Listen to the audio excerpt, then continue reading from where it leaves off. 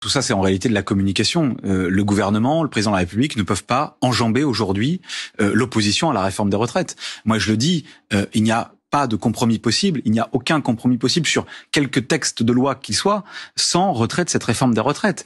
Et le président de la République ne peut pas tout seul, comme il décide d'imposer tout seul sa réforme des retraites, comme il décide tout seul à peu près tout, sans se soucier ni de l'intérêt général, ni d'avoir des soutiens dans les syndicats, dans le pays, au Parlement, il peut pas décider aussi du temps politique et médiatique et du temps démocratique. Le temps démocratique, là, il est à la réforme des retraites. Il y a une opposition massive qui s'est exprimée de façon historique dans le pays quand même depuis des semaines, et encore jeudi dernier. Elle s'exprimera encore, j'espère, mardi prochain fortement. Il y a encore des grèves, il y a encore des mobilisations. Le pays s'est pas du tout résigné à voir cette réforme des retraites passer. Donc maintenant, soit il apaise le pays et il retire sa réforme, soit il va au-devant d'une opposition de plus en plus dure politiquement à son projet politique et à son action. C'est le but d'Elisabeth Borne, je vous le disais, qui veut rencontrer, ça sera le 3 avril, la semaine du 3 avril, les groupes parlementaires et les partis politiques, y compris l'opposition. Son but, c'est d'apaiser. Vous pensez que l'apaisement est possible?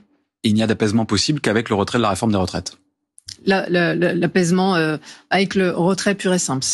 Oui, mais nous ne sommes pas à vendre, et nous ne sommes pas à vendre à la découpe. Je parle pour les parlementaires de la NUPES.